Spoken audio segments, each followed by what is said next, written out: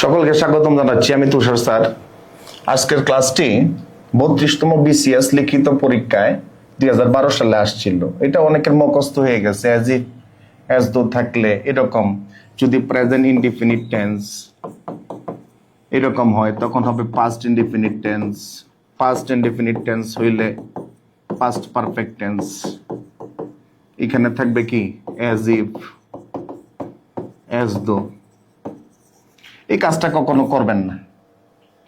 এগুলি বিভিন্ন বইয়ের মধ্যে থাকে, বিভিন্ন গাইডের মধ্যে থাকে। আসলে গাইডের মধ্যে 10-15টা ইয়া থাকে, এগুলি ব্যবসার জন্য করে আর কি। হ্যাঁ, এগুলি করবেন না। এটা হচ্ছে আপনাদেরকে বুঝতে হবে, এটা কিন্তু টেন্স না। এখানে কেন প্রেজেন্ট ইনডিফিনিট টেন্স লিখবেন?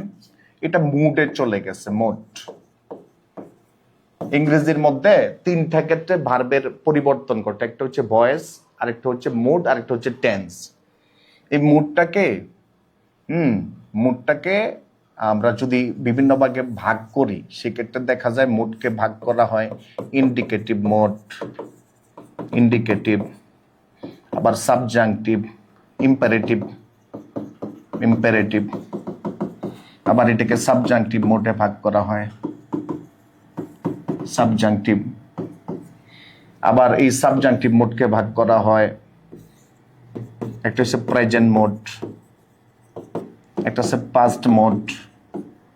এই পাস্ট মোডকে ভাগ করা হয় প্রেজেন্ট ইমাজিনেশন, ইমাজিনেশন, আর একটা হচ্ছে পাস্ট ইমাজিনেশন, পাস্ট ইমাজিনেশন।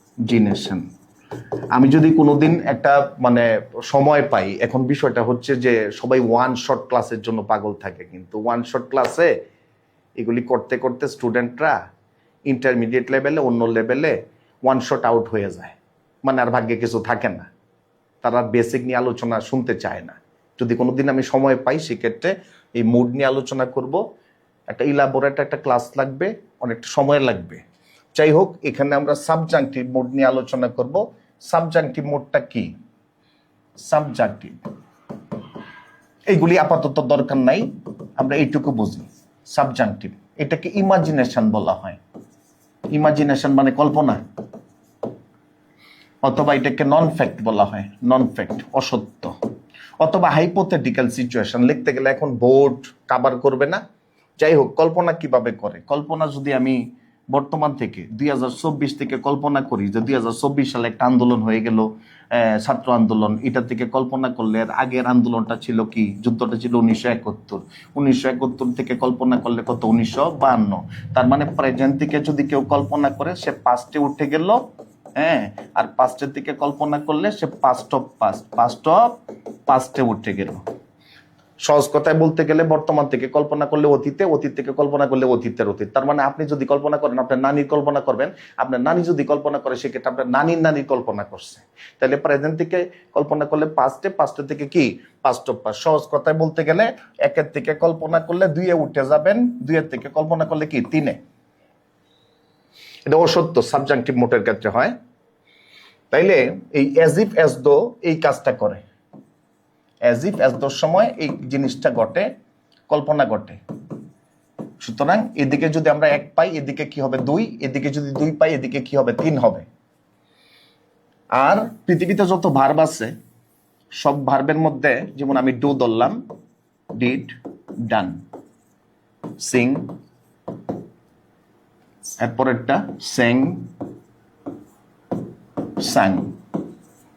এগুলির মধ্যে পাস্ট ফর্ম থাকে একটা পাস্ট ফর্ম। এই যে একটা পাস্ট ফর্ম, একমাত্র ভার্ব আছে বি এর 2টা পাস্ট ফর্ম আছে, একটা ওয়াজ, একটা ওয়ার, একটা বিন আছে। এটা 2টা থাকে কেন? পৃথিবীতে মাত্র একটা ভার্ব আছে যার 2টা ফর্ম আছে। এটার একটা কারণ সবাই জানে, এটা হচ্ছে এক বচনে বসে, এটা কি বহু বচনে বসে। আরেকটা বলি, এটা হচ্ছে সত্য, ফ্যাক্টে বসে, আর এটা অসত্য, নন ফ্যাক্টে বসে। নন ফ্যাক্ট তার মানে মুডে বসে।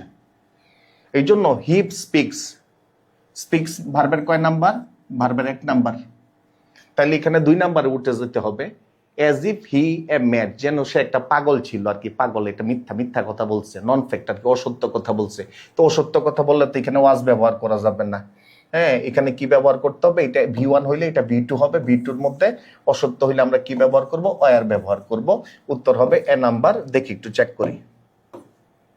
হ্যাঁ, এ নাম্বার। ধন্যবাদ সকলকে।